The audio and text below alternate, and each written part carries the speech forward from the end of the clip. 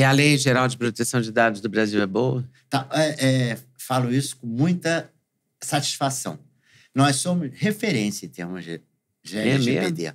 Em relação ao GDPR, nós estamos na vanguarda. Toda a nossa legislação ela foi preparada com muito cuidado, voltando para o nosso perfil. Eles estão afunilando essa regulamentação do naturalmente para diminuir o risco, né? E para diminuir principalmente fraudes, né? Então, e golpes. Tá? Golpes em cima dessa condição, desse canal, né? Que eu vou chamar de canal ali de transferência, que é do Pix, né? Eu acho que nós temos que sair de um capitalismo selvagem, que é o que a gente vive hoje, para um capitalismo humanitário. Isso Como é que se daria isso? O capitalismo, que eu digo humanitário, é ter humanização em tudo. É o saber que a pessoa tem um empréstimo no consignado e quando ela for pedir mais um empréstimo, você também ser fiel. Eu que estou querendo eu quero ter comissão naquele empréstimo. Mas eu também ter a consciência de falar, olha, você tem certeza que você quer fazer esse empréstimo? Não deixar a pessoa ir pro buraco. A CredLink, ela vai fomentar o seu modelo de decisão. Você vai confirmar se sou eu ou se não sou eu. Eu vou confirmar e vou falar, tem um risco X ou não tem. As informações que ela está passando são informações fidedignas, são informações corretas ou não são. A decisão de aprovação ou da tomada de um risco de crédito ou de uma fraude, por exemplo, vai de acordo do apetite de cada instituição. Existe, sim, um passo a passo, existe pelo menos as melhores práticas, tá? De como você blindar o CPF, de como você blindar aberturas de conta no seu nome.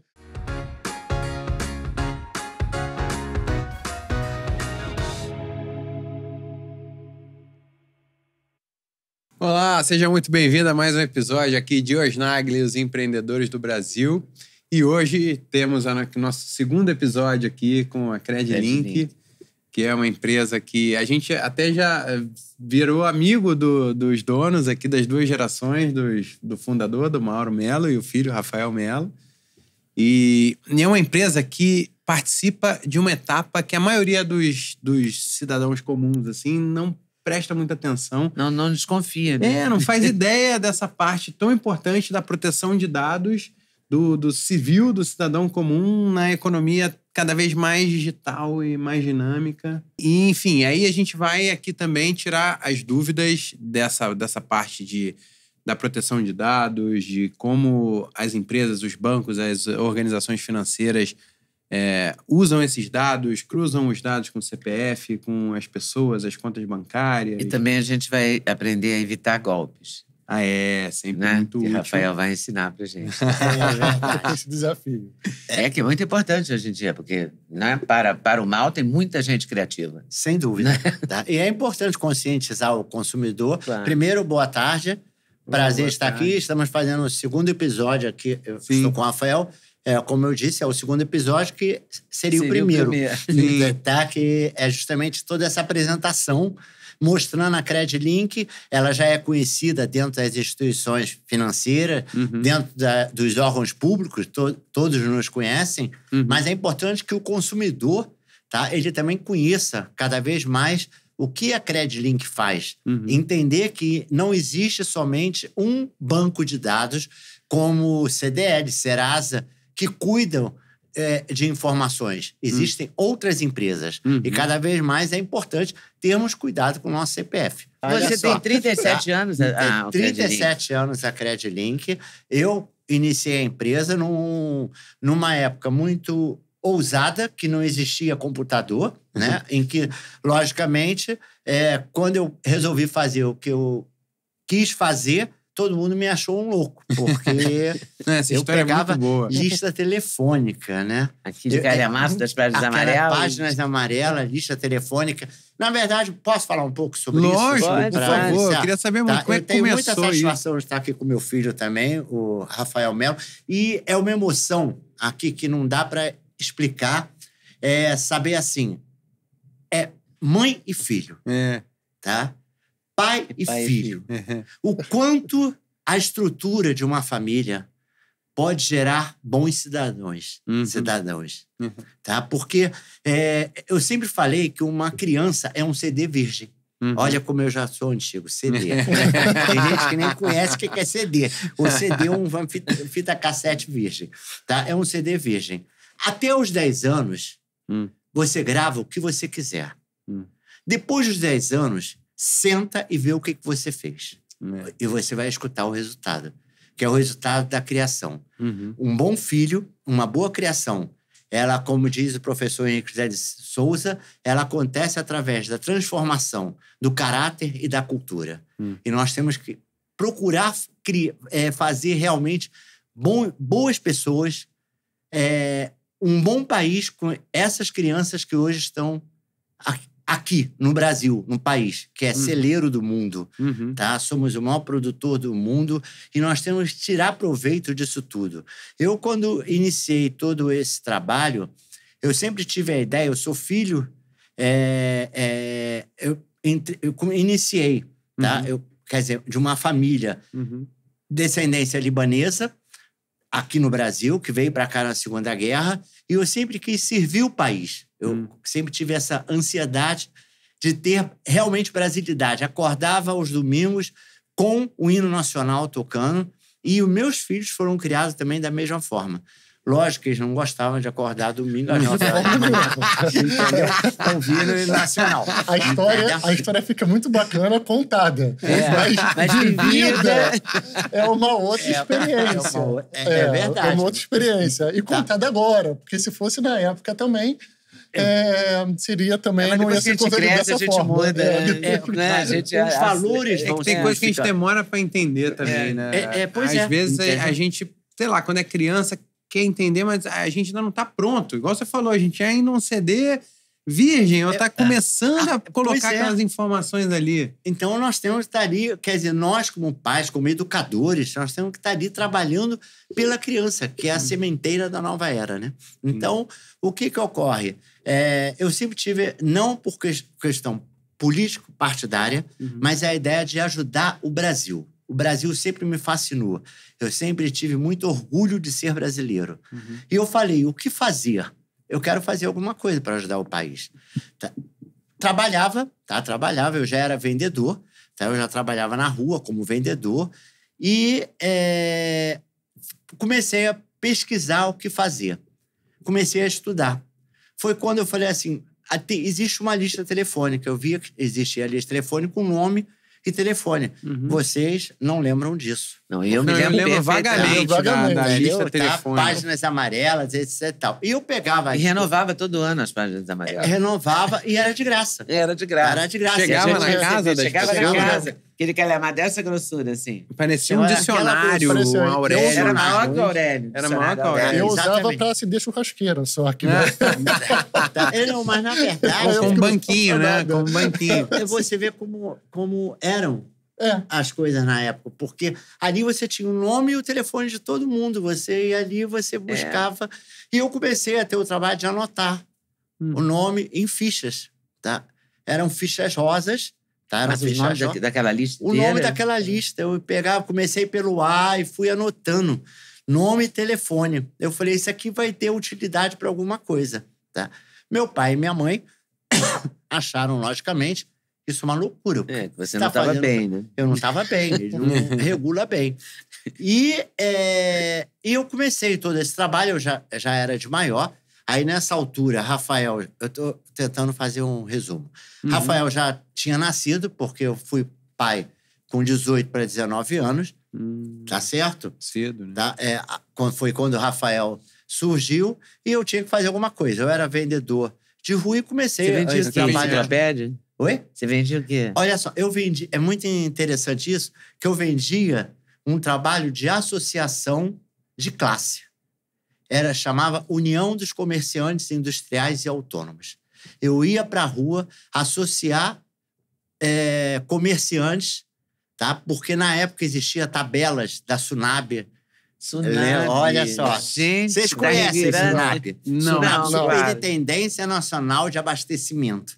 Então, os produtos eram tabelados e tinha multa. Então, os bares, os restaurantes, eram obrigados a...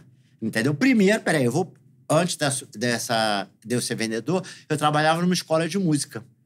Tá? Meu Deus, mas que atividade, né? Mas eu comecei na escola de música, eu tinha 14 anos. Foi quando eu conheci a mãe dele. Tá? Com 14 anos. Eu trabalhava na escola de música como secretário lá da escola. Tá? E a mãe dele era aluna de balé. Tá? Aí, enquanto eu estava lá escrevendo, eu vi a mãe dele dançando. Entendeu? Quando eu vi ela dançando, eu falei assim, ela tá dançando pra mim. Entendeu? Tá? Aí nós nos conhecemos. Tá? Na verdade, a mãe dele foi a minha primeira namorada.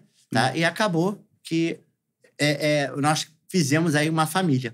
Tá? Tanto hoje tem o Rafael Henrique e o Renan Francisco, que é um pianista clássico. Tá? Falando aqui. Alguém herdou a escola de música. Alguém herdou, justamente, alguém herdou a escola de música. Então, eu trabalhava na escola, pedi demissão da escola e falei com minha mãe e meu pai, vou ser vendedor, porque eu vou construir família, eu quero ter... Aí minha mãe e meu pai, logicamente, não aceitaram na época. Eles faziam o quê, seus pais? Ser vendedor. Meu pai era militar, da aeronáutica, tá? E minha mãe era do lar, tá? Era do lar. Militar normalmente tem uma carreira muito segura, toda projetada, e qual era a vontade plano dele? de carreira. Era que eu seguisse a carreira alguma militar. coisa assim mais segura, né? Mais concreta, mais palpável. E eu não queria seguir a carreira militar, tá certo? E nessa época eu comecei a fugir um pouco da escola porque eu achava que o professor não tinha capacidade de me ensinar. E eu começava a buscar os meus próprios conhecimentos. Tá certo? Aí comecei a ter essa ideia da lista. Mas, enquanto isso, eu tinha que produzir. Mas de onde veio o insight para começar a anotar essas informações? Como é que você foi pegando os sinais do mundo de que isso era importante, era um tesouro? Isso começou porque, na época, o SPC... Tava muito em voga. Todo mundo falava nome sujo no SPC, nome sujo no SPC. E eu ficava pensando, o que é o nome sujo no SPC? Sujar o nome? Como é que é isso? Aí eu comecei a estudar para ver o que era o sujar o nome. Tá. Comecei a ver que as pessoas usavam crédito, faziam crédito para... E eu comecei a pensar, não me pergunto de onde esses insights, entendeu? Como é que a pessoa... Eu ia na loja, via meu pai indo na loja, sentando numa fileira imensa, esperando um crediário, esperando a aprovação daquele crediário. Eu ficava assim, gente, como é que ela vai ver quem é meu pai? Como é que vai ver? E eu comecei a indagar com meu pai como é que era isso. Tá? Como é que funciona isso? Como é que é? E meu pai me explicando, meu filho, isso aqui é um crediário, a gente não tem dinheiro para comprar à vista. Tá? Aí faz o crédito, eles emprestam. Ah, mas eles emprestam assim? Mas como é que vai saber se você vai pagar? Não, justamente, eles vão buscar meu nome. E eu comecei a ver isso. Eu tô falando aí, eu já tinha... Pra ver se eu tô com o nome sujo no SPC. Que era terror de todo mundo. Era o terror de todo mundo. Teve até a música, né? Entendeu? Teve até o pagode lá. Meu nome no SPC. SPC. Vocês também não lembram disso. Não, isso eu acho que eu lembro. Meu nome no SPC. Tá? E comecei a fazer essa anotação, mas que não servia para nada. Tá? Enquanto isso, eu ficava lá vendendo meu sindicato, etc e tal.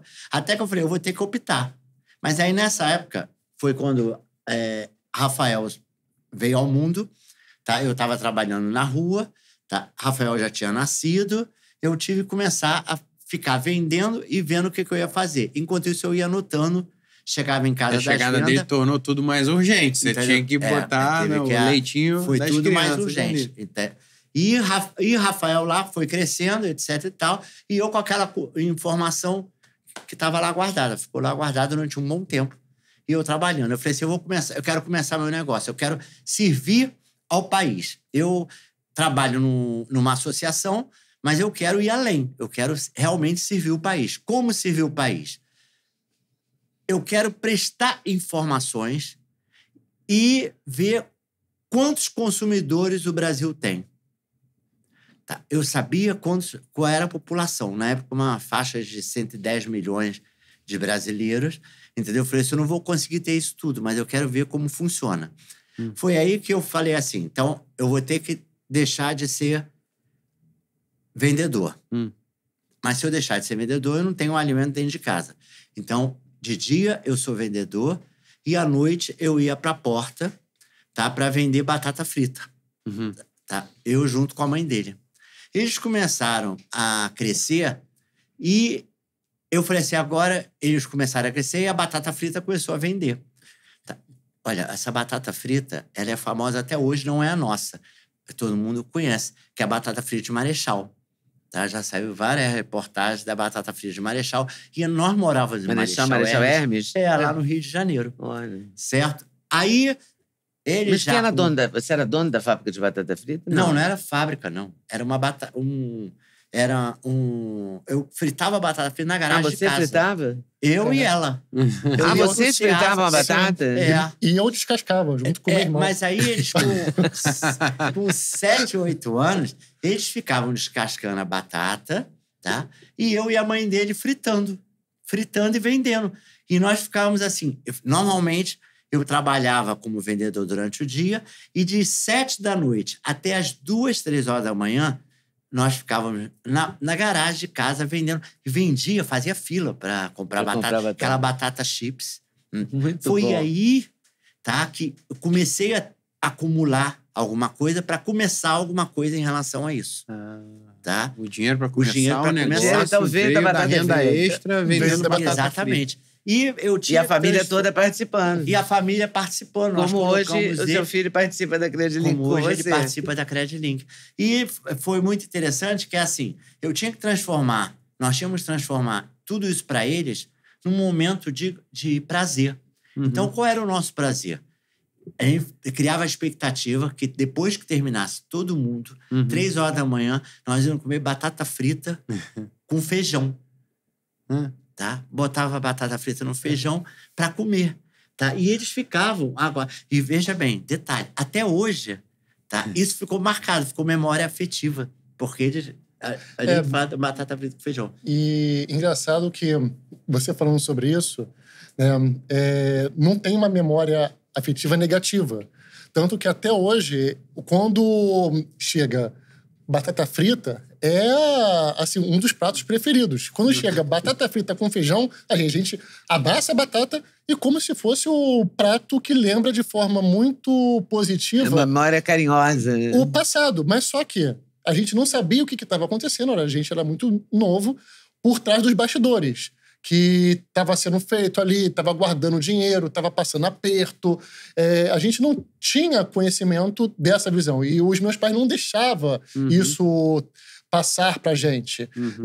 Então, a memória afetiva em relação a esse tipo de alimento, que pode ser, nossa, é um alimento que é zero nutritivo, não tem... mas não era isso que importava. Era o momento onde a gente reunia com a família para fazer o evento. Então, não importava o que fosse comer. Mesmo passando por dificuldades, era o momento da família, que era... Você continua gostando de batata frita? Eu continuo comendo, acho que eu máximo. Né, de criança, né? O adulto tá todo preocupado. Não, mas, pô, um monte de amigo meu tá dando de bom e do melhor pros meus filhos e tal. A criança só quer estar junto com os pais, né? Só quer estar... É muito puro, a criança né? quer participar. Né? Às vezes ela ganha, fala, eba, vou ficar com meu papai, né? Tipo, isso já é um presente, Sem já dúvida. é... A presença do pai e da mãe... Todo mundo fazendo batata junto, aí depois faz a batata com vira feijão. Realmente uma celebração, né? Tá? Aí, isso aí vai muito... Vou ter que citar aqui de novo o professor Henrique José de Souza, quando ele fala que triste foi a humanidade que fez do trabalho um sacrifício e do amor um pecado. Tá? Então, na hora que enxergarmos que o trabalho não é um sacrifício, trabalho é dever, trabalho é construção. Eu acho que quando você trabalha pelo bem do outrem, trabalhando para si próprio, tudo fica melhor. Diferente. Tudo fica melhor. Você tem uma grande satisfação em realizar tudo. Tá? Então, e é isso que nós temos que pensar. E foi realmente o que nós fazíamos na época. Então, aí começou essa venda de batata e eu fazendo essa coleção. Tá? Essa coleção. Você foi até que letra? De informação. Oi? Você foi até que letra das páginas amarelas? Porque era por ordem alfabética, não era? Era por ordem alfabética. Olha, eu cheguei com o tempo, eu cheguei a ter todas as letras. Caramba. Tá? E eu não sei porquê. É muito grosso aqui. Você não tem ideia do tamanho do fichário. Não tem mesmo. Você não consegue imaginar o fichário. E eu fazia umas fichinhas rosas. Tá? Você me pergunta, mas por que rosa? Por que rosa? Porque eu também não sei. Eu acredito que na época... Não, é porque a cartolina era cartolina que eu cortava para colocar o dado. Eu fazia as fichinhas e tudo manualmente. Tinha a ajuda da mãe dele, entendeu? Eu fazia as fichinhas manualmente. Vocês faziam tudo em conjunto, né? Da fichinha à batata, né? Mas por que eu faço isso agora? Não tem o que fazer. Para quem como é que você descobriu as empresas, entendeu? Para que eu vou? Aí para que você quer essa informação, tá? Na verdade, essa informação não servia para nada. E eu comecei a estudar por minha conta o que era o crédito, tá? Como é que funcionava o crédito? Tá? Como é que funcionava o SPC? As informações mais importantes. Tá? Aí eu vi o seguinte, no SPC, ele dava a informação se a pessoa estava positiva ou negativa. A pessoa está suja ou está limpa.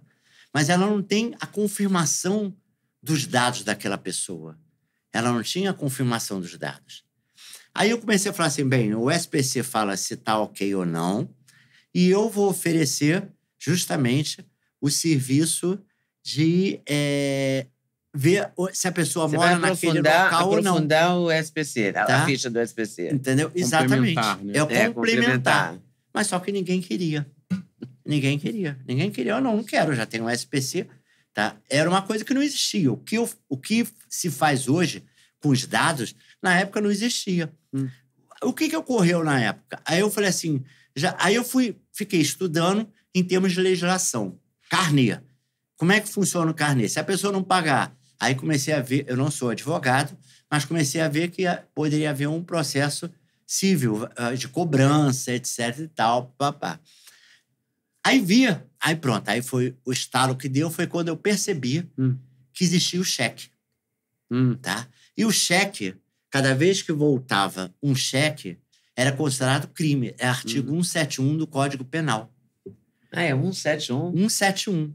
Por isso que veio... E a gente fala até hoje. Não, isso aí é 171. É 171. Porque voltava muito cheque dele, aí virou um adjetivo. 171. E tem um detalhe. O cheque, na época, quando ele era devolvido, era considerado crime. Você podia fazer uma queixa-crime na delegacia. Então, fazia queixa-crime e você fazia delegacia. Aí eu aproveitei o conhecimento que eu tinha da associação que eu trabalhava, que era a União dos Comerciantes. Aí eu fiz assim, vou começar o pessoal a trocar o carnê pelo cheque. E fui para o mercado oferecendo esse serviço. Olha, você vai ter a informação, em vez de você receber o carnê, recebe o cheque. Porque se o cheque for devolvido, eu faço a cobrança para você, sem nenhum custo. O que eu fazia? Eu fiz uma petição única, eu pegava aquele cheque, ia para a delegacia e fazia queixa-crime contra aquele cheque. Entendeu? E eu fazia a cobrança. E, na época, o cobrador podia ir na porta de quem estava devendo, escrito cobrador de laranja ou de vermelho, e cobrar, não tinha problema nenhum. Tá? E, assim, iniciou... Fora que não tinha segurança, então as pessoas, você ia na casa das pessoas, batia a campainha, ou batia na porta. Não tinha, não existia... Não tinha condomínio. Não tinha nada disso. Batia na porta e podia realmente cobrar. E foi quando surgiu o cheque pré-datado. Tá? Foi daí que começou a ver o cheque pré-datado. Ficou no lugar do carnê. Ficou no lugar do carnê. As pessoas substituíram o carnê por cheque. E essas informações começaram a ficar cada vez maiores. Aí foi quando eu consegui, através de convênio de informações do CCF, que é a informação de cheque sem fundo. Aí eu recebia em blocos. Aí o que acontecia? Aí coloquei primeiro o telefone e comecei a dar o atendimento. Numa época que linha telefônica era difícil. O pessoal ia lá, entendeu? Ligava para mim, eu atendia. Qual o CPF? Eu anotava na ficha, desligava o telefone, ia lá procurar naquela ficha, pegava o resultado, ligava de volta para o cliente. É o tempo que levava para poder dar um retorno de uma consulta.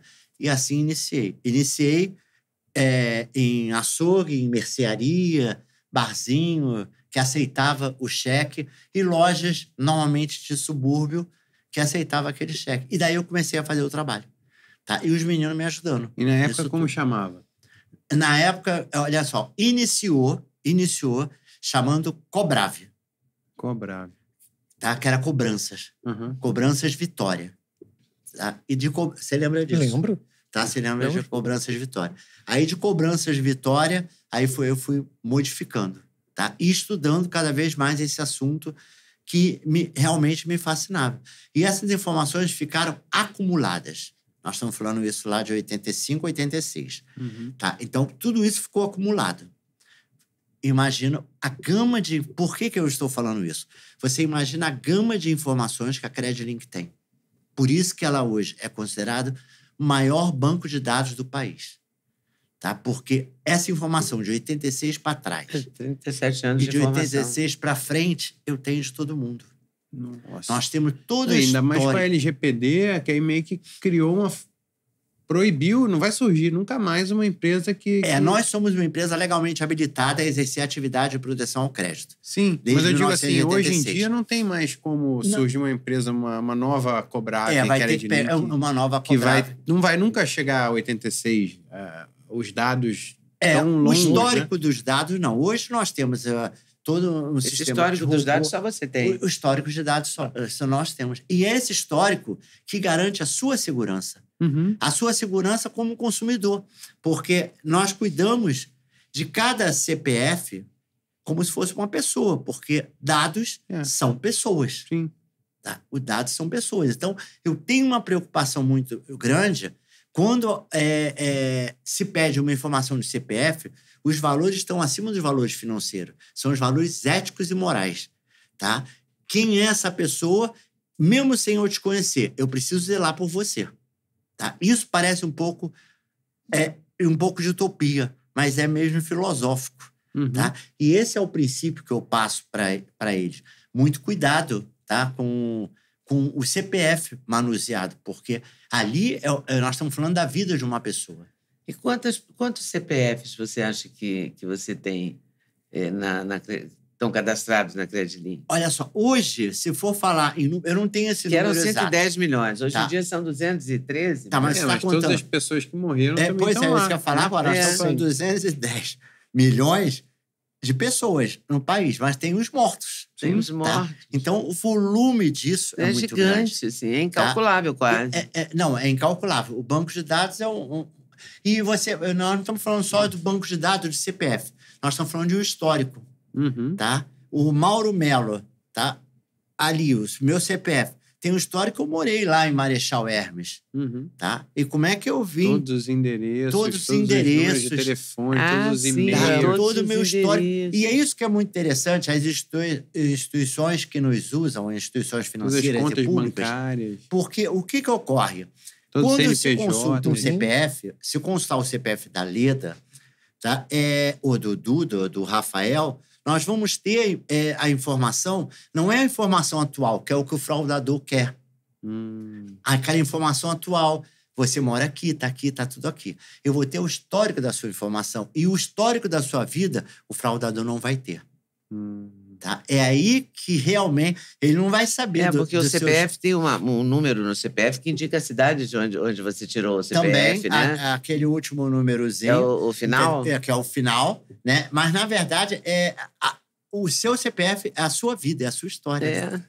E até Deve ser o CPF para tudo. É teu código de cidadão, né? O registro no e cada vez mais. Cada vez mais sai o número da identidade e entra no CPF. E até falando sobre a questão de CPF, né, e informação histórica, um dos nossos principais diferenciais é esse, né, que a gente não pega o dado, não pega o CPF e analisa o que você tem hoje. Eu não vou pegar e vou falar, o Rafael está morando no bairro X e tem o telefone Y. Uma análise bem feita, ela é feita com base no histórico comportamental, porque eu posso estar vivendo o momento atual X, mas só que, até com base nessa história que meu pai acabou de contar, né, Só um instantinho. Acho tão bonitinho quando ele fala meu pai. Sabe por quê? Dá uma sensação assim. Dá um conforto. Dá um conforto, né? É um acalento. Tá? No início, você vai continuar. Não para não. No início, quando eu chamava ele para falar em palestra, ele não sabia como me tratar. O Mauro. Entendeu? Eu falava, não tem nada de Mauro, não. É papai mesmo. Tá? Não tem essa... E eu chamo pouco você de mãe ultimamente. Você chama também. Chama pouco. Eu falo minha mãe quando eu vou falar dela, mas eu falo pouco hoje. Mãe, vem cá, não sei o que, mãe, não sei o que, né? Tá, mas assim, numa entrevista você chama de mãe. Agora eu vou chamar mais depois desse é gostoso a gente ouvir isso, né? Pai, bom. né? Não, e até porque não tem, aqui pra mim não tem... É muito orgulho, na verdade, de ter... compartilhado momentos de uma vida como essa, e até faço conexão com o que nós vivemos também, com o nosso histórico familiar, que não foi berço de ouro, não é uma história no qual a gente já tinha um histórico completamente sólido, estou falando financeiramente falando.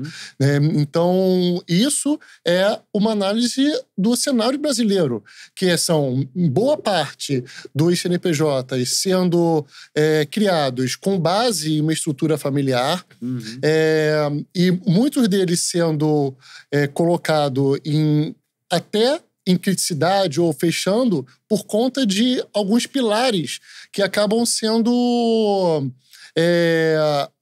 não levado em consideração, que é respeito, que é entender com quem aonde eu começo, ele termina e vice-versa. Então, entender o limite de cada um faz parte de uma empresa, de um grupo familiar. E quando eu falo da questão de CPF ali como base de comportamento, é saber que de onde que eu vim?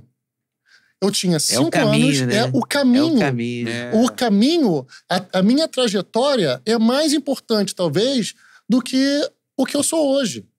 O que me levou a fazer essa trajetória em um momento analítico, em um momento ali de análise de risco, fraude, análise comportamental, ou uma análise para saber com quem eu estou lidando na minha frente, é mais relevante do que eu pegar o cenário atual, eu pegar uma foto e eu analisar somente pela foto.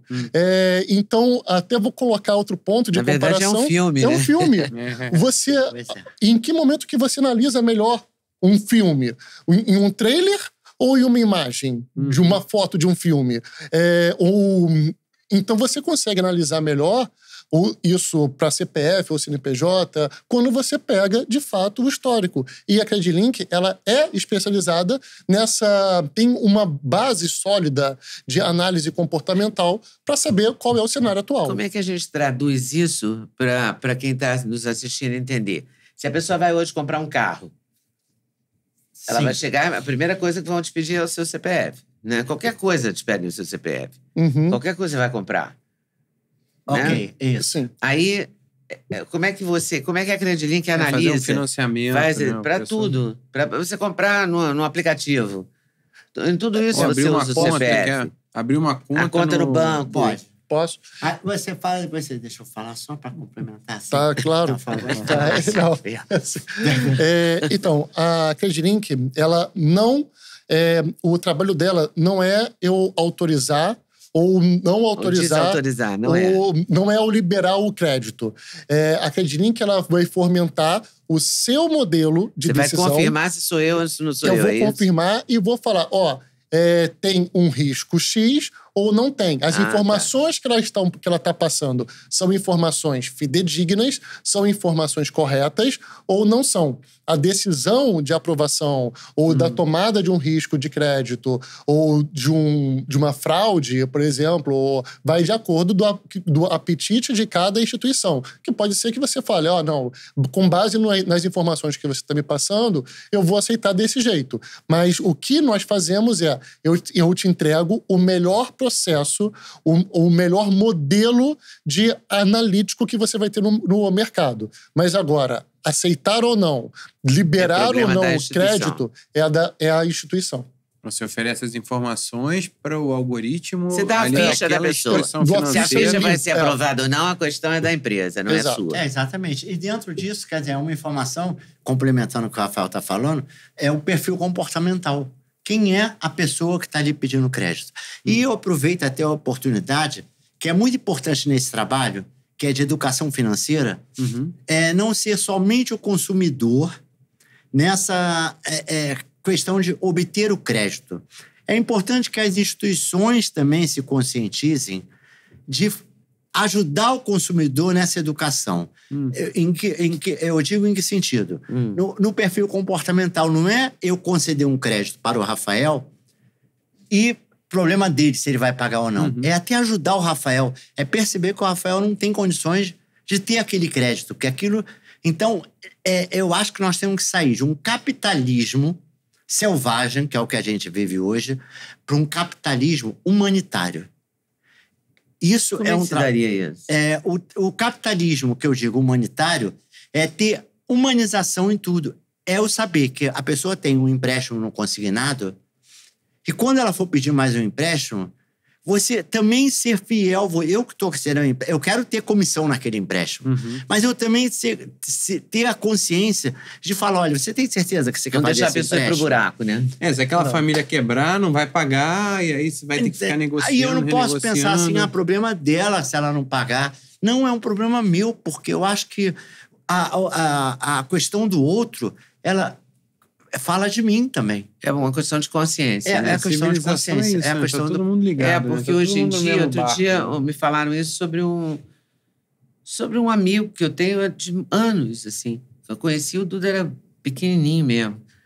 E que a gente foi jantar e alguém me falou, mas o fulano tá com um problema muito sério e tal, porque ele pegou vários empréstimos consignados. Enfim, o cara tá ali cuidado, entendeu? Entende? Ele entrou num espiral, sei lá como é que chama isso, que vai dar num buraco sem fundo. E a pessoa não vai ter como, entendeu? O sobreviver dele está sendo muito cruel, dele né? começa porque a ser o endividamento é absurdo. Porque o banco te oferece, né? O banco oferece. Tá. Eu me lembro que nós, lá em casa, tiramos o cheque especial da minha mãe, porque eles ofereciam um absurdo de cheque especial para ela, e a gente ficava com medo dela sem querer usar, entendeu? Ela falava, não vou usar, mas quem é que garante, né? E o gerente empurrando aquele valor absurdo, né? Sabe? E o que a instituição quer? Que ela use. Que ela use, claro. A instituição quer que ela use. Ela pode até utilizar, mas conscientize ela da utilização. Sabendo que está usando. Tá. Esse é um trabalho... E tendo uma fonte que vai depois cobrir aquele cheque, como a gente fala. Né? Pois é. Entendeu? Vai cobrir. Exatamente. O risco que você está querendo impedir é que a pessoa pegue o empréstimo, use o cheque especial, faça uma coisa dessa e não tenha como... às vezes a vai pessoa... cair na inadimplência absoluta. Exatamente. Às vezes a pessoa faz tudo certo na vida, mas ela está passando por um momento de fragilidade ou está num momento estressante ali na vida profissional, pessoal. Ou às vezes a pessoa não... Aí a pessoa, sei lá... Está fora do eixo dela ali, de repente ela tem um lapso, toma uma atitude, acaba se comprometendo com uma dívida ou com... É uma coisa terrível. É quase como se fosse... A gente está falando de criação de filhos, é quase como se fosse essa cabeça paternal ali na hora também de lidar com essas outras... É o que eu estou falando, capitalismo humanitário. Mas você acha que tem chance disso? Mas nesse mercado tão... Como seria a alternativa para isso? Assim? Eu vou, assim, até vislumbrando, vamos entrar nessa filosofia, nesse momento. Assim, óbvio que acaba sendo... em alguns momentos parecendo até um ponto fora da curva, utópico, fica parecendo utópico. Mas só que vou tentar assentar um pouco essa ideia, tangibilizar até um pouco melhor. Qual a faculdade, qual escola hoje você tem a matéria que você fala, educação financeira? O Brasil não tem. Só as escolas de elite, muito caras, estão começando a fazer isso. Aí eu vou colocar... bilíngues, né? Até fora das instituições tradicionais, né? Hoje em dia tem curso online de basicamente tudo. Mas a pessoa já tem o conhecimento. Formar. Você já tem. A pessoa já está previamente... Ela já tem uma cultura. Né? Isso não está entranhado na cultura da massa. Não está. Olha só, em que... Você está falando na massa, né? Na massa, exatamente. É a massa. É isso. A massa não tem nem acesso à cultura, nem a informação para isso. E assim, nem qual entende direito. Não, e você não tem nenhuma diretriz que aponte sobre como que você se comporta diante de ter um capital financeiro no qual o que eu faço com isso? Aí você tem players, mentores e educadores por fora da nossa educação tradicional que começam a falar sobre isso. E você tem qual é a disciplina que vai falar sobre empreendedorismo. Não vai falar, tanto é que gente mais humilde que ganha na loteria, na Mega Sena, vai à falência. Ou que ganha no Big Brother, ou que ganha na Fazenda. Desde os programas de TV até as loterias. Várias das pessoas a gente ouviu falar que faliram.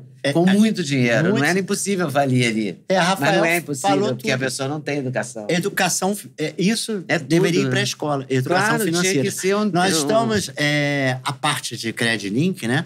Nós estamos tentando, logicamente, através da CredLink, implantar esse processo de educação financeira partindo de um município, São Lourenço, Minas Gerais. Sim. Estou no trabalho lá com o prefeito, com a vereadora, para tentar colocar isso no currículo escolar, a educação como tema financeira. Transversal, né, talvez. Porque aí, isso que ele falou, pronto, resolveria o problema.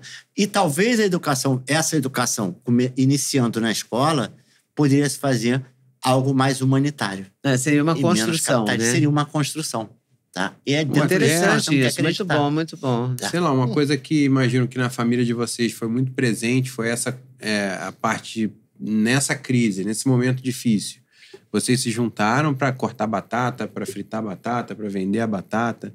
Então, de certa forma, isso foi um curso também, uma pós-graduação na economia real, que vocês se juntaram e acabaram produzindo riqueza e mantendo essa riqueza com a coisa da faculdade da vida, né? Seria também uma forma de pegar essa experiência, traduzir isso e oferecer um atalho para essas famílias, verdade, né? É verdade. Eu gosto muito dessa experiência. Eu venho de uma família classe média mesmo, mas dono de armazém, libanês, de origem libanesa. E nós todos trabalhávamos. Não, e todos trabalhávamos, né? Eu ia para o colégio, depois eu falei isso uma vez e fui cancelada no Twitter, porque disseram que eu era a favor do trabalho infantil. Eu não estou sendo a favor da exploração do trabalho infantil, ok? Mas eu estou querendo dizer que eu chegava do colégio e eu também trabalhava no armazém, que meu pai e minha mãe trabalhavam. E isso cria uma união, né? Isso solidifica uma família. Sem dúvida. Aí vai naquela frase que eu falei, porque trabalho não é sacrifício. Não é. Tá? Trabalho não é sacrifício. E quando você está envolvido com a família, que você vê, né, que isso te alimenta e te retroalimenta, é muito legal. Veja bem, como eu falei aqui também, eles, ainda criança, eles ficavam lá descascando batata. Mas não é... Sim, mas eu na escola, normal. Descascavam batata depois. Tinha toda a rotina. Eu também ficava no armazém depois da escola. Entendeu? Eles trabalharem com isso. Mas a gente era uma família que trabalhava junto. Vocês eram uma família que trabalhavam junto.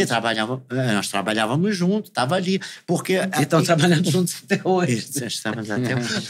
Entendeu? Isso é muito legal. Não é uma missão fácil, né, Rafael? Não, na verdade é quase o nome do filme. É Missão Impossível. Ou missão quase impossível. Porque no final, ok, dá certo, é Missão Impossível 1, 2, 3, e vai o número que for, porque falar que é fácil não é. Né? A gente estava... Não, mas isso a gente diz o mesmo, né? Porque a gente também tem um monte de coisa para a gente também constrói e também a gente... alfinetadas aqui no processo. Sofre para fazer e tal, mas o futuro é muito bom disso, né? O dia a dia é muito bom. É muito bom. Você conversar, você falar dentro do mesmo nível, dentro do mesmo padrão e dentro do mesmo esforço, né? Porque não é a busca pelo valor financeiro, é a busca pelo dever, né? De você cumprir o dever. É você chegar à noite, saber... Hoje, o trabalho que ele realiza, ele não está realizando só para ele. Ele está realizando para toda aquela conectividade, aquelas pessoas que nos cercam. E tudo para as pessoas que trabalham com vocês, que já viraram, estão integrando essa família nova. Que são, porque, veja bem, hoje, 80%, vou falar 90% não, porque seria muito. 80% dos nossos funcionários têm mais de 10 anos de casa. Tá? A maioria... Viram crescer a Credilink. E como é que você fez para sair dessa análise do cheque especial, da análise do carnê para o cheque e do cheque para, hoje, as instituições financeiras usarem a Credilink como referência? Na verdade, é assim. Desde que eu comecei... É um salto isso. Foi um salto. Mas desde que eu iniciei com o cheque, com a questão da informação do cheque, todo mundo falava assim, o cheque vai acabar. Isso é antigo, né, Lito? O cheque vai acabar. O cheque vai acabar. Tá? E o que, na verdade, fez com que mudasse essa tomada foi justamente a informação do cheque somado com a informação dos dados pessoais, que é o nome, o endereço. Porque aí tudo bem, o cheque não acabou. Veja bem, nós temos ainda a informação do cheque e, acredite, a emissão de cheque ainda é grande. É mesmo? Mas por que é grande? Porque quando nós estamos conversando... É muito diferente. O Brasil... São muitos Brasis, muitos Brasis. Nós estamos falando de Sudeste. Rio, São Paulo, Minas. Mas no Norte, no Nordeste, o cheque ainda é uma forma muito usada de pagamento. É uma forma... de facilidade para as pessoas que estão ali é passar o cheque. Tanto é que nós recebemos a informação do CCF de cheque sem fundo e ainda tem emissões de cheque sem fundo. Você consegue ainda ter. Eu não tenho esse número exato, pode deixar para uma próxima, mas eu tenho como trazer a quantidade de cheque sem fundo que entra por mês. Tá? Que loucura isso. Entendeu? Interrompemos a programação aqui para fazer um chamado. Pedir para você curtir, para você compartilhar esse conteúdo com todo mundo que você conhece, amigos e inimigos. E se inscrevendo também no canal. A plataforma entende que você quer continuar acompanhando esse tipo de conteúdo edificante. Você pode ser membro também do canal. É uma escolha sua, mas que a gente vai gostar muito. No Clube dos Canais tem o membro apoiador, R$ 1,99 por mês. Você dá uma força aqui pra gente continuar fazendo um trabalho sério de qualidade. E quase que a gente esquece de dar um recado importante, que a Credilink vai fazer um evento, né? Vai ser no Hotel Renascença, em São Paulo. Dia 11 de novembro. De 9 a meio-dia, não perca. Vamos falar sobre crime cibernético, proteção de dados pessoais e um pouco mais na prática. Evento exclusivo para empresas privadas e públicas. Imperdível. Esperamos vocês. Não Quer dizer, o Pix fez uma diferença, né? Talvez o cheque diminuiu um pouco. Né? Na verdade, era para ser... O brasileiro já conseguiu inventar o Pix sem fundo? Feito, daqui a pouco vai rolar. Conseguiu, claro. Porque às vezes você consegue. Você finge que fez um depósito, né? Conta aí. Eu não sei, eu vou falar como leiga. Né? Então, mas você finge que fez um depósito e fala pra você. Falso? Eu tô depositando aqui e tal, e não tem dinheiro nenhum naquele. E você depósito. Pode. Tem que, inclusive, saiu agora uma cartilha nova. Acontece ainda isso. Acontece e tá saindo. Saiu agora, sexta-feira, uma cartilha nova, eu não sei quando que vai pro ar, né? Então não vou saber agora. Quanto vai valer, né? Quando que vai valer? Acho que foi dia 6 de setembro, né? Saiu uma cartilha nova do Banco Central, no qual eles colocam algumas normativas, eles estão colocando algumas normativas em relação a valor de Pix, quem pode, quem não pode, a estrutura, porque o Pix é algo extremamente... É um facilitador. Hoje é volátil, né? E é algo único, assim, no mercado também financeiro. Veio para ajudar, está ajudando muito a girar a nossa economia. Mas só como todo o processo financeiro, muitas vezes você precisa... e você precisa revisitar ele com uma certa frequência. E nessa cartilha, eles colocam algumas características para evitar, sim, fraudes oriundas no Pix, tá? A gente tem limite também de Pix, né? Que você pode fazer por dia, horário que você pode fazer. Mas não dá para fazer uma transferência que não tem fundo. Tipo, no momento que bateu aquele valor na conta da outra pessoa, Tipo, digamos, eu tô transferindo R$100 pra você. Não tem jeito. Bateu na sua conta R$100, porque o cheque, você dava o cheque, a pessoa aceitava. Devolvia. Obrigado. Aí apertava a mão e ia embora. Aí chegava no banco, na hora de descontar, não tinha fundo. Então, o Pix sem fundo não existe ainda. Pix sem fundo ainda não. Porque eu vi... Ainda. Não fala não, porque alguém vai inventar. Porque eu vi que estavam querendo criar o Pix pré-datado, que é uma tecnologia isso já parece que já estão fazendo. Já estão, essa normativa deve tratar disso. Depois eu posso até pegar aqui, né, falando sobre que é limite, quais são as instituições que podem ou não trabalhar de uma forma que hoje chamam de Pix direto, que tem autorização de fato. Então, eles estão afunilando essa regulamentação do naturalmente para diminuir o risco, né? E para diminuir principalmente fraudes, né? Então, e golpes, tá? Golpes em cima dessa condição, desse canal, né? Que eu vou chamar de canal ali de transferência, que é do Pix, né? Então, porque mesmo sendo instantâneo, ele vai fazer a verificação, faz a verificação do fundo instantaneamente. Porém, ainda assim, as instituições precisam melhorar essa relação. E ter alguns respaldos, algumas camadas de proteção para evitar alguns riscos operacionais. Para saber, da onde que está vindo, para onde que está indo. Até porque tem lavagem de dinheiro também no país. Então, assim, é muito então perigoso. Deve ser por isso que tá rolando as normativas novas. Então, assim, essas normativas visam tentar blindar esse tipo de situação, que é muito da onde que veio para onde que vai. Então, ela visa blindar essas duas camadas de origem e finalidade. Origem e finalidade. Então, o mapeamento desses canais, da estrutura do que vou falar não é follow the money, mas não é seguir o dinheiro, mas o rastro do dinheiro acaba sendo um dos desafios hoje quando você fala da estruturação do modelo financeiro também brasileiro, que é o que a normativa ela está tentando, de fato, estruturar. Como que eu faço essa melhor visibilidade dessa linha financeira, né? Da gestão. E essa gestão é comandada pelo Banco Central?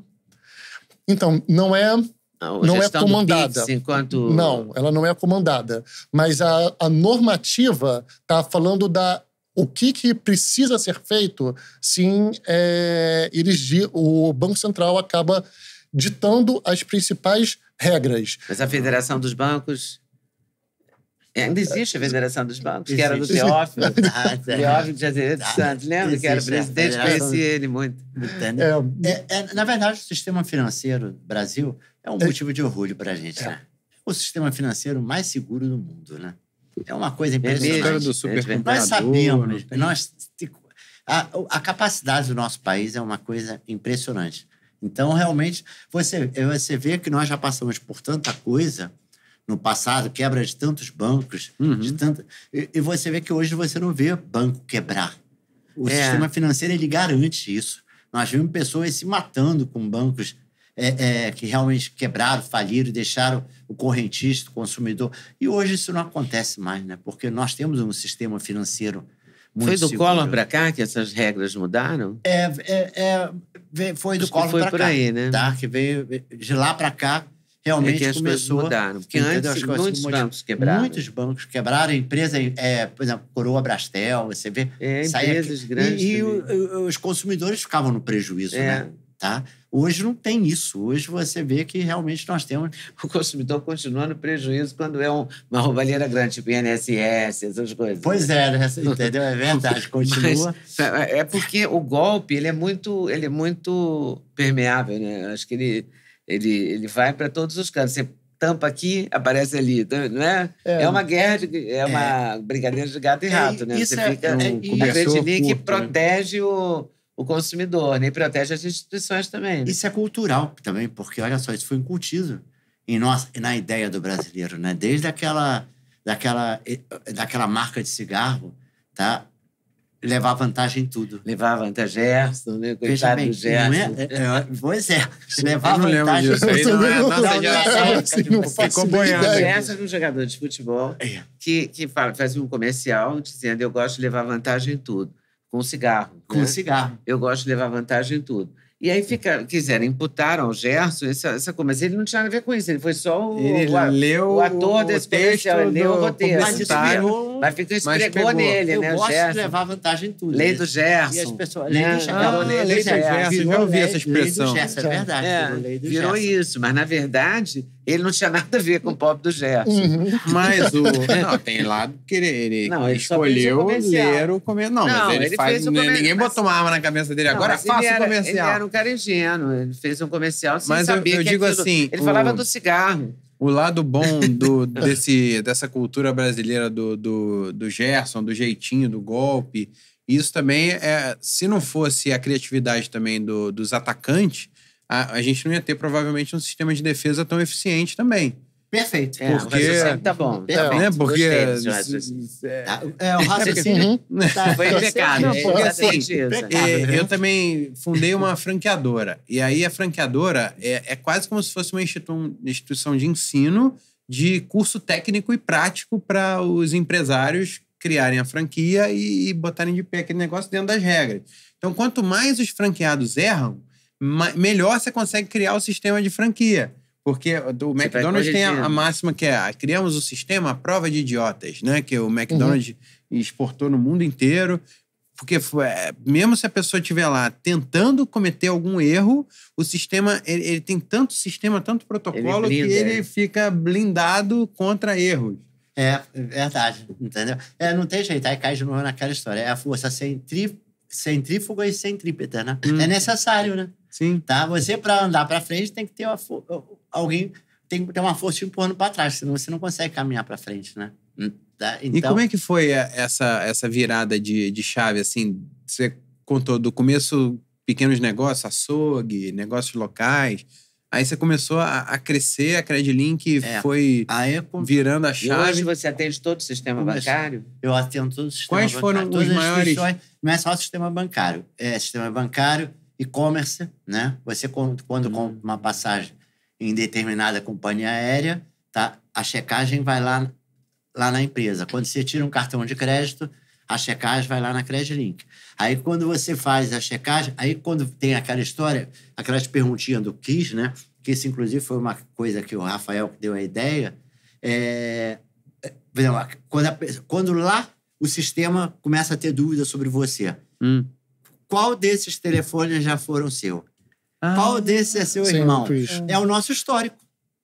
Porque eu tenho um histórico de 86 para cá. Entendeu? Tá. Então esse quiz foram vocês que criaram esse quiz? Esse quiz foi criado, foi feito por nós. A Rafael teve a ideia para um cartão de crédito. Isso acabou se multiplicando, né? Hoje as pessoas usam esse quiz para fazer uma validação de dados. É a validação de dados. Eu costumo falar, tá? Que a validação de dados é melhor feita com o histórico de trás do que com o histórico atual. Quer dizer, o seu dado atual é muito fácil qualquer um ter. Mas a sua história de vida... É muito mais difícil. É muito mais difícil. Quem é seu irmão, se você tem irmão, quem é a sua avó. Por exemplo, o fraudador, ele pode pegar todos os seus dados. Ele agora vai saber, porque se ele estiver vendo a entrevista, ele já vai decorar. Ele já vai saber disso. Então, eu acabei de contar aqui. Fiz igual, às vezes... Não, mas ele já tinha estudado, já tinha fraudador. Ele vai ver quem é a sua mãe, mas não vai ver quem é a sua avó. Porque a sua mãe está em todos os seus documentos, né? Sua mãe tem em todos os documentos, entendeu? Exatamente, porque a mãe tem todo o documento, mas a avó não, né? Não. Então, são perguntas que é onde você realmente... Pode pegar o fraudador. Pegar a pessoa que não está. O fraudador. É muito interessante isso. E aí os escritórios, as lojas, as grandes empresas do varejo também estão com vocês. Os e-commerce, utilizam a gente, a parte de cartão de crédito. Tá? Quer ver? É muito fácil você saber quem utiliza a Credilink e quem não utiliza. Tá? É quando alguém te manda um SMS e que manda assim para você. Eu vou falar para mim. Eu vou agora citar o meu caso aqui. Tá, manda um SMS. crédito liberado para você, R$500. A gente recebe. Eu canso de falar isso. Esse pessoal que está me mandando SMS não me conhece. Ele não tem sistema de cadastro. Porque como é que ele me manda um SMS me oferecendo R$500? Ele tem que saber o perfil de cada consumidor. Quanto que eu vou oferecer para a Leda, quanto que eu vou oferecer para o Duda, quanto que eu vou oferecer para o Rafael, quanto que eu vou oferecer para a Adriana, que é a minha assessora, que eu vou oferecer para o Marcelo, que é meu funcionário. Ele tem que conhecer para quem ele está fornecendo. Tem que ter um perfil, né? O perfil comportamental. Quem é esse aí? Tá? Então, ele, quando faz isso, mostra somente que ele não conhece com quem ele está lidando. E a CredLink está aí para isso. Como se fosse pescar com arrastão, né? Joga para 1 milhão de pessoas. A rede, aí 2 pessoas. Sabe quem vai vir. Que legal. Aí clica, né? Aí clica. Deve Exatamente. ter uma média, assim. Deve ter. Tem. E vai na insistência. Tá. Água mole, pedra dura, tanto bate até que que muitas vezes pega esse empréstimo é justamente aquele que não vai pagar nada. Porque a pessoa que está concedendo o crédito não teve cuidado de analisar a ficha de uma forma correta. Isso é exemplo muito válido, né? Que a ideia é quando nós conversamos sobre entender com quem eu estou conversando, né? Obviamente que esse aqui é um exemplo, né, um pouco mais prático, né, de análise de perfil, mas isso é válido para quando você chega em um determinado local e eu não sei com quem eu estou conversando, com quem eu estou falando. Então, até usando essa ideia poxa, eu preciso saber com quem eu estou, quem está dentro da minha estrutura financeira, quem eu estou recebendo na minha loja, com quem que eu vou falar. Assim como nós fazemos esse trabalho de proteção para o crédito, proteção para a pessoa, tá? Não só essas operações financeiras precisam entender com quem elas estão, é super interessante saber com quem elas estão conversando, como o próprio consumidor, existem métodos para que ele também se proteja para quando um SMS desse fraudulento chegar no seu dispositivo, você fala, eu não vou clicar em qualquer link, eu não vou abrir esse link, tá? Não vou... Acontece ao inverso. Assim, porque a ideia... tem que pensar, não pode não pensar. Então, assim, eu não Pode ser confiando, né? A gente tem que ser desconfiado por natureza. Porque você recebe... Eu recebo, por exemplo, várias vezes... eu compro nesses sites que não são, assim, muito... que é muito comum. E estrangeiro, chinês e tal. Aí vem uma ordem dizendo assim... você tem que... vai rastrear o seu pedido aqui, não sei o que lá, você está devendo o imposto, e se você não pagar o imposto, não vamos te entregar a mercadoria. Eu entro no site do Correio e vou lá no meu CPF, no meu nome, e vejo lá que não tem nada. Tá tudo direito. Então, aquele negócio é blefe, pode bloquear e jogar fora e bloquear o telefone. E aí, acontece comigo, nesse momento, acontece com a Netflix. E acontece muito dos sites que você compra desses... Você tem que pagar imposto no Brasil, sabe? Sim. Não sei explicar. Tem que partir do princípio que tá todo mundo tentando enganar a gente. Não, você tem que partir do princípio que tá todo mundo tentando te enganar. Porque senão você vai dançar. Porque tá todo mundo tentando. Realmente tem. É real. Não, e assim, e ter cuidado com o CPF. Nessa semana, o Terra, eu tenho e-mail do Terra, eu entrei lá, tô absolutamente débito automático, não tem porquê não tá certo, mas eu entrei na central do assinante, vi que estava certo e estou recebendo todo dia suporte. Seu e-mail vai ser cortado, não sei o que lá, não é verdade. Netflix, assim você está atrasado com a prestação da Netflix. Você vai lá na Netflix, não está nada errado. Eu imagino que quem foi... checando, todo dia tem isso. Todo dia tem isso. É uma chatice. Não é uma propaganda nem positiva nem negativa, mas por isso que é bom ter tudo em débito automático. Porque se você receber o boleto, você já sabe que está errado. Tá no débito automático. Eu recebi boleto de imposto esses dias. Mandei para a contadora, ela falou, cópia, bloqueia isso. Incrível. O papel timbrado do governo federal. E tem métodos, né, gente, de você blindar o CPF, blindar a abertura de conta. Você falou que tinha 7 passos, como é que é? Então, a gente estava conversando... Isso dá um corte ótimo, hein? Tô avisando já. Não, existe sim passo a passo, existe pelo menos as melhores práticas, tá? De como você blindar o CPF, de como você blindar a abertura de conta no seu nome, que eu posso citar aqui, que eu só vou pegar... Pode. Porque o GovBR você pode, tem ouro, prata, né? Tem. Você vai aumentando o nível de segurança da página do governo. Mas que são... Depois, se quiser, eu posso até passar, tá? Para deixar como link pro pessoal. Deixa isso. Boa. Vamos botar na descrição muito aqui, bom. então. Tá na então já fica aqui... Fica garantido. Garantido. Assim, se não está fazendo minimamente o registrato, que é para você ver ali se tem empréstimo, bloqueio, o que está no seu nome. Então, vai te dar uma visibilidade geral sobre o seu cadastro. Cadastrop.com.br, que é onde você está cadastrado, onde você consegue ter também uma certa garantia ali em cima do seu cadastro. O terceiro, RedeSim, que é para proteger o seu CPF, tá? E dentro do RedeSim, você também consegue bloquear ou abertura de conta de CNPJ no seu CPF. Então, isso é fundamental. Isso é fundamental, tá? Então, ali a ideia do RedeSim é, de fato, você não permitir que alguém, por algum criminoso, alguém com má intenção, abra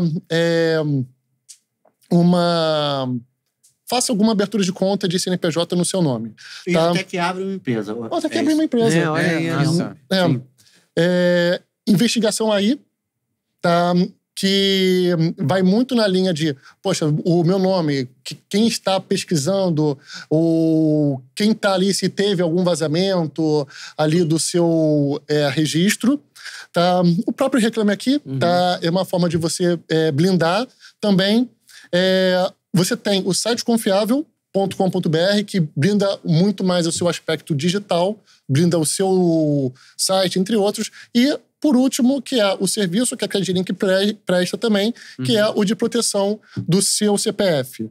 Né? Que é toda vez que alguém consultar o seu CPF ou que tiver alguma consulta no seu CPF, você consegue identificar. É um serviço também gratuito, tá? Então, que você tem ali para identificar. Hoje, a gente tem mais de 1 bi de consultas nas principais redes, então você consegue saber se alguém está consultando o seu CPF em algum momento. Eu vou deixar o link. Manda isso pra gente, que aí eu coloco na descrição. Coloca o link, né? Todos esses links na descrição, isso facilita a vida de muita gente. Vai facilitar, tá? isso, obviamente, é o mínimo necessário, tá, gente? Que aqui eu passei desde blindagem que o próprio .gov fornece pra gente, né? Como meu pai citou, o sistema brasileiro financeiro é um sistema robusto, é um sistema que ele te dá as ferramentas, mas só que a gente precisa saber também utilizar do nosso lado. Então, são 7 passos. Não quero fazer todos. Poxa, faz pelo menos 3. Blinda o seu CPF. Blinda a abertura de conta no seu nome. Veja quem está consultando você. Porque isso vai evitar, sim, problemas futuros que poderiam ser evitados em 30, 20 minutos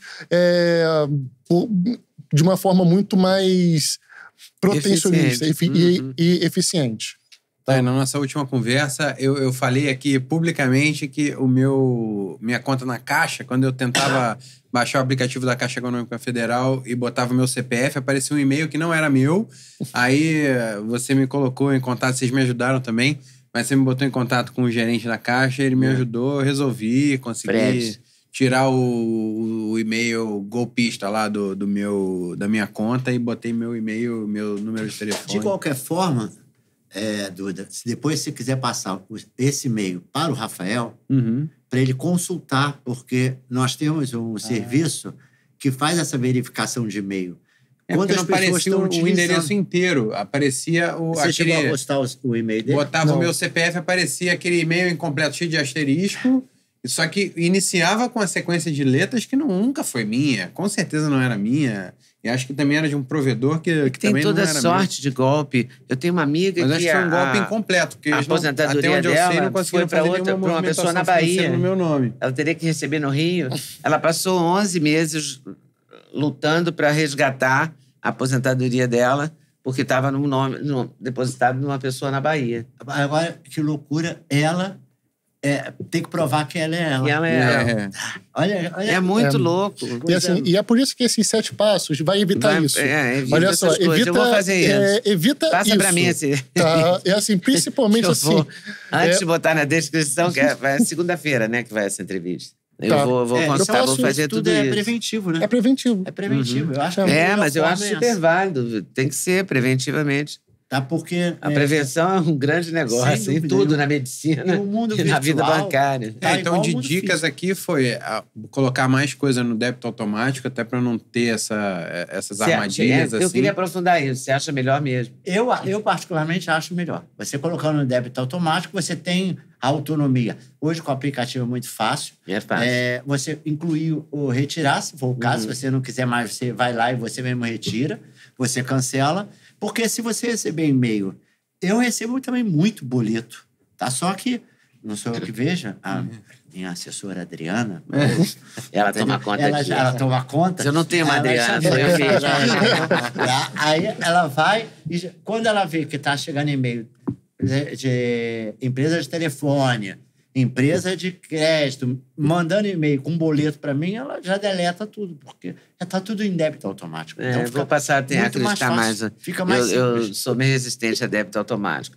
Mas eu fiz uma lista do que é débito automático que está pregado em frente ao meu computador. Exatamente para eu poder ver. Quando tem alguma coisa, eu já olho ali se tem a ver. Você quer, você tem a ver. E uma coisa, eu queria até perguntar para vocês se faz sentido essa minha suposição, porque como eu fui um dos entusiasta assim, do e-commerce também, assim como a minha mãe, eu comprava na internet antes desses sites grandes, mais confiáveis estarem por aí, eu tinha comprado em um monte de lugar. Então eu imagino que, principalmente meus e-mails mais velhos, devem estar em banco de dados esse cara aí é um otário, deve estar lá na lista de possíveis vítimas, né, na internet, assim, de trouxa ali, né, na lista de trouxas possíveis.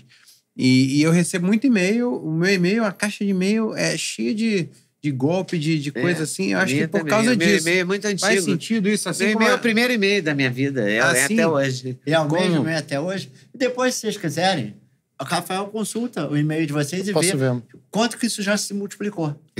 Eu quero ver, porque o meu deve ter se multiplicado muito. Porque ele é muito velho. É o primeiro e-mail da minha vida, entendeu? Assim como a Credilink tem o banco de dados desde 1986 e isso é um ativo de vocês.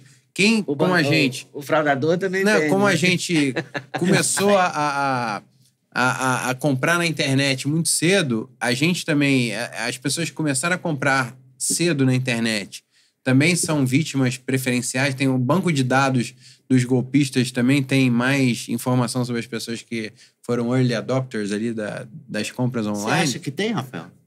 Então, mesmo que você tentar ser direto, eu tentei esquivar. Eu ia esquivar disso. Você jogou. Você jogou. Eu vi que você empurrou pra ele. Jogou. Pai e filho é isso. Tá vendo? É provável. Vamos ver o que o nosso CEO tem a dizer.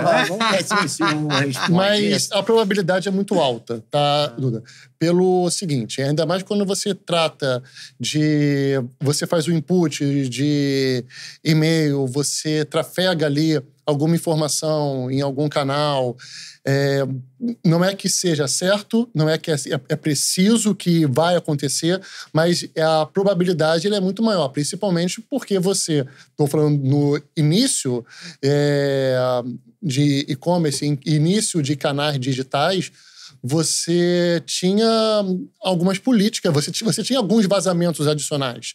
Então, o que você está falando existe a probabilidade de ter tido um vazamento de informação ou um vazamento do meu e-mail em algum momento nesse período? É muito maior tá? Você ter tido, sim, esse possível vazamento. Tem como identificar? Sim, tem como identificar. Tem como tentar identificar se alguém já usou o seu e-mail, já tentou atrelar alguma compra ao seu CPF? Sim, é possível. Se você quiser, tá? Isso é um serviço nosso também. A gente consegue identificar se alguém já tentou usar o seu e-mail em uma compra atrelando algum outro CPF. Eu não tenho a menor dúvida Tá. de tentar usar o meu. É, porque eu já recebi possível. vários recados de vazamento de dados, seus dados estão incluídos e tal. Então, aí mais uma pergunta que eu faço. Vale a pena, então, a gente trocar de tempos em tempos o nosso e-mail principal para evitar esse tipo de coisa? Mas olha a punhação que vai ser. Número de telefone. Eu tenho o meu número de telefone há muitos anos. O seu é desde... O meu é desde que existiram. Foi das primeiras linhas de celular. É 82. Vale a pena trocar o e-mail? Não. Eu não vou trocar. Não vale. Tá? Aí eu já vou te antecipar. Assim, não vale a pena trocar. Tá? Vale a pena você não manter, tá, a mesma senha, o mesmo... Trocar só a senha. Os mesmos caracteres, porque quando vaza assim, qual é o principal perigo? É você ter a senha do seu e-mail, a senha de algum cadastro vazado, tá? Então, a prática de troca de senha com uma certa frequência, de você usar até o formato do Google ali, de salvamento de salvar senha, mas só que trocar com uma certa frequência. Essas senhas fortes ajudam? Senha forte da sem dúvida. Mas é impossível usar a senha forte. Você aceita, ele cria, você anota. Porque você gosta de anotar as senhas, né? Você gosta de ter anotado em papel. Olha, eu esqueço as senhas. Não, então... Não é só você. Então anoto tudo, claro. Eu vou te dar uma cartolina rosa pra você anotar. Cartolina rosa. Corta, tem que cortar. Mas corta em fichas, por favor. Já que vai imitar, imita direito. Faz completo, exatamente. Não, eu já vou pedir pra Zoe cortar em ficha. Fala, filha, hoje a gente vai fazer um trabalho aqui com a vovó. Vou criar um fichário. Ela vai até estranhar, né? Ela vai cortar, em vez de cortar batata, vai cortar papel. Porque, na verdade, o tempo de e-mail, ele também te favorece em termos de cadastro. Assim como o telefone. Tá? Assim como o telefone. Você ficar trocando de e-mail. Eu sou muito antiga, não vou trocar nada. Eu também não. Tô perguntando pra saber se ajuda a minimizar esses ataques. Não, porque eles vão descobrir, eles sempre descobrem. Os fraudadores são troca a senha. Assim, muito campeões. Muda a senha. Trocar a senha. Trocar a senha é uma dica importante. Ver boas práticas, depois eu posso ver se foi vazado, tem como identificar, ter essas características e constantemente você se preocupar desses acessos. Você vê, não deixar registrado quando você entra em algum local, o uso, por exemplo, do Wi-Fi em alguns locais. O Wi-Fi. Porque você Wi-Fi registra. Público, né? O Wi-Fi público. O Wi-Fi de aeroporto também dizem que não deve usar, né? Não, eu viajei agora para Argentina. E aí eu estava crente que o meu operadora ia transformar e poder usar normalmente a minha internet. Aí depois acabaram meus dados, eu fui entrar no sistema da operadora para ver o que estava acontecendo. Aí, temos aqui internet para todo mundo. Aí, na Argentina, 2 GB de dados. Pô, não é nada isso. Qualquer story que você sobe já estourou. Então, eles dizem que você tem um plano coberto internacionalmente, só que a quantidade de dados é muito pequena. Aí eu acabei tendo que logar em tudo que é Wi-Fi. Eu não consegui descobrir como comprar. Eu usei o Wi-Fi do aeroporto, da cafeteria. Depende do que você vai usar. Normalmente, você liberar a senha, entrar em banco, esse Wi-Fi que... Mas você usou do telefone de banco ou usou do seu... Não, do telefone. Eu tenho 2 telefones, o telefone de banco e o telefone... Esse eu aprendi com o Jorge Lordello, que é um especialista em segurança, tem um programa na Rede TV. Em breve vai entrar em breve vai ter entrevista dele aqui no nosso canal. É importantíssimo. Eu tenho um telefone só de banco e também o telefone que eu ando na vida real, né, então, que é o meu nesses forte. Wi-Fi gratuitos, a gente não deve entrar em aplicativo de banco, nem um aplicativo de claro. Não é aconselhável. Porque você tem que ajudar também, né? Você tem que trabalhar contra o fraudador. Considerando que ele existe. Considerando que ele existe. É igual andar com o telefone na rua. Assim, Você não vai andar, você vai andar com ele assim. Eu já nem... No Rio, os porteiros, na Copacabana, aconteceu comigo na Galeria Menescal. A galeria do lado da Galeria Menescal, eu ia falando no telefone, o cara falou, ei, não fala não, que a rede de bicicleta está muito ativa, é melhor falar aqui dentro. Ele considerou que era uma rede de bicicleta. Eu falei, tá, pode deixar que eu vou falar aqui dentro. E essa rede está ativa em todo lugar, em todo lugar, na Paulista aqui, na Paulista é eficientíssima. É verdade, é verdade. Em Belo Horizonte deve ter um ponto de smartphone, né? Pescador de telefone. E agora de alianças de ouro. Pois é. Agora o crime do momento são as alianças de casado, né? Das alianças de ouro. Eu passei tudo para prateado. Né? Vou usar só bijuteria prateada, porque também você não pode provar que é bijuteria, né? O cara olha para você, você tá com um brincão dourado, ele vai achar que é ouro. Verdade. Né? Então você tem que usar prateado. Porque até bijuteria é problemática. Não, na verdade, tudo é viver... Guimarães Rosa, viver é muito perigoso. É muito perigoso. É muito perigoso. É muito perigoso. E está muito perigoso. Está muito perigoso cada vez mais. Ainda bem que isso está dividido entre o mundo digital e o mundo físico. Porque imagina tudo isso que a gente vê no mundo digital estivesse no mundo físico, não ia ter como. Não ia ter a gente nem andar na rua. Não ia ter como nem andar na rua. Então, eles estão dividindo. Tem aqueles mais folgados que, em vez de ficar roubando na rua, vai pelo digital que está em casa, sentado, tranquilo. Aplicando golpe. Um documentário sobre a estrutura da Índia, que construíram todo um ecossistema na Índia para fazer teleatendimento nos Estados Unidos. Então, pessoas foram formadas em inglês para fazer esses atendimentos, aí empresas foram criadas, prédios inteiros ali, com vários andares de pessoal de teleatendimento. E aí, do nada, os americanos acabaram usando, acho que o pessoal das Filipinas, ao invés da Índia, que era mais barato, o pessoal tinha um sotaque mais próximo e tal. E aí ficou todo um ecossistema gigantesco na Índia, obsoleto de uma hora para outra. Então, eles pegaram toda aquela estrutura e passaram a criar uma economia de golpes nos Estados Unidos da Índia. Então, da parte jurídica internacional, virou um problema gigantesco, porque era uma coisa que atravessava as fronteiras, então quebrava a estrutura normal do direito de países, estados e tal. E são bilhões e bilhões de dólares dessas empresas que atacam os idosos e quem administra fundo de pensão e tal, com golpes super sofisticados, com empresas especializadas nisso. Nós temos lá na empresa um painel com esses ataques cibernéticos. E é uma coisa assustadora quando você olha, é uma guerra. Sim, Porque realmente é o tempo todo, é de um país para outro, porque isso não tem isso não tem fronteira, né? Então, realmente, os ataques... Agora, quero ressaltar aqui, já que nós estamos aqui nessa conversa, que a Credlink é uma empresa que ela não se preocupa só em blindar as instituições. Você vê que nós temos uma preocupação de blindar também o consumidor.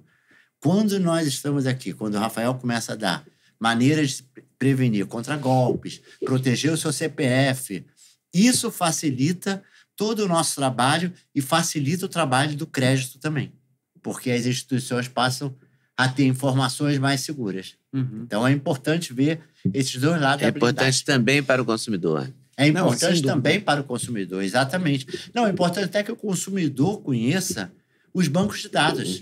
Tá? Porque quando se fala em Credlink, as instituições públicas, privadas, elas conhecem, sabem do que se trata.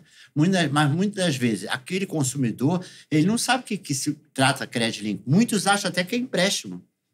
Quando não é. Já utilizaram o nosso nome para oferecer empréstimo, cobrando taxa. Ninguém escapa, né? Ninguém escapa. Nós tivemos um trabalho imenso para poder falar, não, nós não oferecemos empréstimo. A Credlink é uma empresa de informações. Tá? E que isso fique registrado aqui. E, por exemplo, como o ser humano é um bicho social, né? E as pessoas estão super relacionadas. Então, se, por acaso, as instituições financeiras, um banco, por exemplo, não cuidar do seu consumidor final e, do nada, muitos consumidores serem atacados ali digamos, o banco, sei lá, para não falar nome, o banco X. Então, aí começa a atacar muitos consumidores do banco X, muitos clientes do banco X. De repente, os clientes falam, você ter conta no banco X é um perigo. Então, pode ser aquela profecia autorrealizável, né? Se você falar que o banco vai quebrar, todo mundo corre para tirar o dinheiro daquele banco e o banco quebra de verdade. Então, o sistema bancário ele é muito sensível. Então, e é por isso, cuidando do consumidor final, você está cuidando do banco. E cuidando do banco, você está cuidando do consumidor final e vice-versa. Né? Você está falando uma coisa que eu conversei hoje com a Adriana e o Rafael sobre isso. As instituições financeiras têm que se preocupar, sim, com a LGPD e preservar os dados, tá? Não é achar que isso não é importante. Se a Leda é minha correntista, eu tenho que tomar todo cuidado com os dados dela, tá? Para que não vaze, tá? Porque se alguém de fora acessar, a responsabilidade ela é minha. Cabe a mim e realmente eu tenho que ter esse cuidado, né? E a Lei Geral de Proteção de Dados do Brasil é boa? Tá, falo isso com muita satisfação. Nós somos referência em termos de LGPD. Em relação ao GDPR, nós estamos na vanguarda. Toda a nossa legislação ela foi preparada com muito cuidado, voltando para o nosso perfil, para o perfil do Brasil. E realmente é fabulosa a nossa lei. Tá? Agora, é importante que as empresas, as instituições não vejam a LGPD como uma punição. Não. A LGPD vem realmente para dar segurança ao consumidor e segurança às próprias instituições. Ela é positiva para todos. Ela é positiva para todos. Tá? Que todos tenham cuidado, entendeu? Realmente, com o nome. E essa questão do Open Banking, Open Finance, isso torna mais complicado para as instituições também bancárias, financeiras, de crédito? Não, eu acho que pelo fica contrário, mais simples? Entendeu? Eu acho que fica mais simples, porque essa comunicação faz que conheça melhor cada consumidor, o perfil de cada consumidor, entendeu? Eu acho bem positivo. E isso veio, de fato, para você ajudar, aí, de novo, a conhecer melhor o seu cliente, para você conhecer melhor com quem você está conversando, né? Então, essa ideia de compartilhamento da informação de forma segura, para saber como que está. Eu tenho o banco X, ele tem o banco Y, ou eu tenho uma instituição X e instituição Y. Deixa eu ver como que está ele na sua estrutura. Deixa eu ver como é que está ele. E você tem uma melhor visibilidade, qual é o comportamento real daquela pessoa, qual é o comportamento real daquele correntista, daquele investidor. E com isso, você consegue também aumentar crédito, colocar mais crédito no mercado, você consegue fazer com que essa roda econômica gire de uma forma mais eficiente e mais eficaz. Porque, afinal, você não está vendo somente o que a pessoa tem na sua instituição. Talvez eu prefira uma instituição X ou uma instituição Y somente pela cor. Tá? Somente pelo nome. Ou por conta do meu gerente. Porque era a conta da minha mãe, era a conta do meu pai. Então, assim, com isso você consegue conceder e alimentar melhor o mercado quando você fala de compartilhamento também. E ajuda a aquecer a economia também. E ajuda a aquecer a economia. Mas em termos de vulnerabilidade para ataques e tal, não abre, então... Não, eu não acredito. Você acredita que abre... Porque agora tem uma interseção entre os diferentes bancos e instituições, né? Tá tudo ali compartilhado. Quando você permite. Quando você permite. Quando você permite, você compartilha. Eu, cidadão ingênuo, feliz. Que legal, tá tudo conectado. Vamos juntar tudo. Aí, né, que vai no sistema de planejamento financeiro da Grão. Aí eu integrei várias contas bancárias de várias instituições diferentes dentro do sistema da Grão. Né? E aí ali eu consigo ver com inteligência artificial para ver meus gastos, para ver meus investimentos, tudo fica ali mais fácil. Mas, ao mesmo tempo, eu fico pensando, será que não está eu juntar tudo isso e permitir acesso de sistemas externos? Não aumenta? Aí seria outra... Aí, com base nisso, tá? Aí é diferente. Tá? Uma coisa é você permitir... Tá? Aí eu vou ser... vou me bater agora, tá? Depois do que eu vou falar. Mas eu tô dando minha opinião aqui de forma muito clara, muito transparente. Que uma coisa é você permitir entre as instituições. Tipo, Bradesco e Itaú. Tem uma conta do Bradesco, uma conta do Itaú. Outra coisa quando eu começo a colocar e a divulgar e a permitir o uso de aplicativos externos para acessar, para controle externo, dando acesso à sua economia, ao seu financeiro, o seu modus operandi, eu considero isso, sim, um risco maior operacional. Porque não é por conta de ser um app brasileiro ou estrangeiro, um app X, Y, não importa. O que importa é que são mais pessoas com acesso sensível à sua conta. São mais pessoas... É um risco maior. Por mais risco... que não possa fazer uma transferência bancária, mas só de ter os dados já... Só por ter os dados, já é uma informação que eu posso usar em meu privilégio, eu posso usar em algum benefício específico, né? Então, e você compartilhar isso com aplicativos e informações externas, ainda mais aplicativos que estão começando, ou eu vejo isso como um risco que talvez você possa evitar, né? Talvez... Deixa eu posso aqui, vou até complementar isso assim, porque ele não sabe a segurança que esse aplicativo tem em relação a você. Entende? Tá? Então, eles podem não ter a preocupação, igual eu falei aqui da LGPD, da preocupação que as instituições têm em zelar pelo seu nome, de ninguém ter acesso ao seu nome. Você não sabe se essa empresa está tendo essa mesma preocupação. É melhor não arriscar. É assim, que aí só vou fazer mais um complemento em relação a isso. Como eu citei, saiu a normativa agora do Banco Central. O Banco Central, o banco, ele vai responder essa normativa. O aplicativo não. Tá? Ele vai precisar... não tem nenhuma regulamentação específica ou algo em cima desses controladores de aplicativos externos ou de fontes externas. Então, você acaba aumentando um pouco o seu nível de vulnerabilidade, que talvez não seja tão interessante nesse momento. Tá? Aquela história, você troca um pouco da sua liberdade por segurança, você não merece nem ter liberdade nem segurança, do Benjamin Franklin, essa frase. Às vezes acaba se extrapolando para várias coisas. Né? Você quer ter mais comodidade, quer ter mais inteligência, para fazer a gestão melhor ali da tua vida no curto, médio e longo prazo, você acaba abrindo outros precedentes. Tudo é custo-benefício, né? Tudo você tem que botar na balança. Verdade, mas tudo isso é válido, porque isso é a vida, né? É a vida. A vida é isso, né? Então não tem... Eu acho que tudo isso faz parte desse universo que nós vivemos hoje e tem que saber conviver com tudo isso sem sofrimento, né? Sem sofrimento. E correndo menos risco. E correndo menos risco, exato. Menos risco. Tendo cuidado com essas senhas. Ficar atento ao seu psicológico, para você não ser pego de receber uma mensagem entendeu? Pelo WhatsApp. Tô precisando de tanto, deposita para mim, você sair depositando. Entendeu? Esses cuidados você tem que ter, né? Fique atento, preste atenção. Fique atento, preste atenção. Mas olha só, você tem que viver atento, prestando atenção. Prestando atenção. Entendeu? Não tem jeito.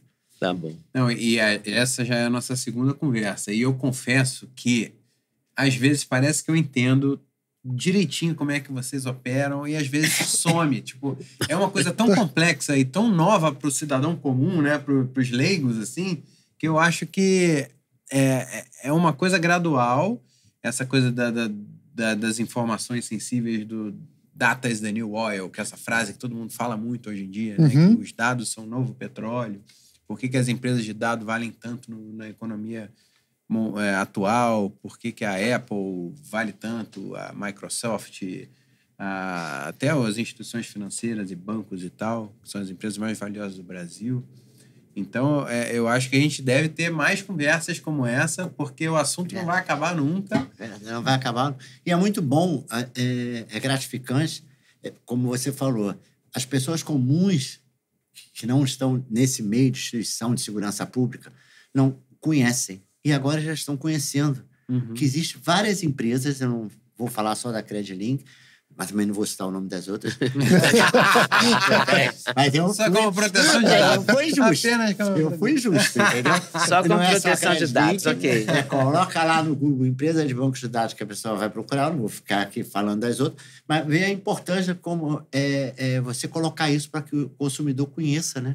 O trabalho que é realizado por trás do CPF dele. E o cuidado que ele tem que ter com o seu CPF. Igual a gente estava falando de inteligência financeira, dessa parte toda de formação, eu acho que devia ter também para a gente saber sobre programação, para saber sobre como é que os dados são tratados na economia digital, na vida... Porque é muito importante para a criança saber, porque a gente olha a internet funcionando, a gente não sabe como é que aquilo funciona. É um grande mistério para o cidadão comum, né? E faz parte cada vez mais da nossa vida. Então, eu acho que aula de ciência tem que ter isso também para a formação das crianças. Essa parte estrutural ali da internet, do sistema bancário, financeiro, né, da economia. Porque hoje está todo o nosso universo, todo o nosso mundo está dentro da internet, né? Porque você imagina assim, se a internet para hoje, para tudo. Sim. O mundo para. Tá? Você não vai saber dizer nem quando você tem no banco, porque vou falar assim, na nossa época nós tínhamos o extrato. E a gente recebia extrato em casa. Hoje em dia não tem mais, né? Acabou.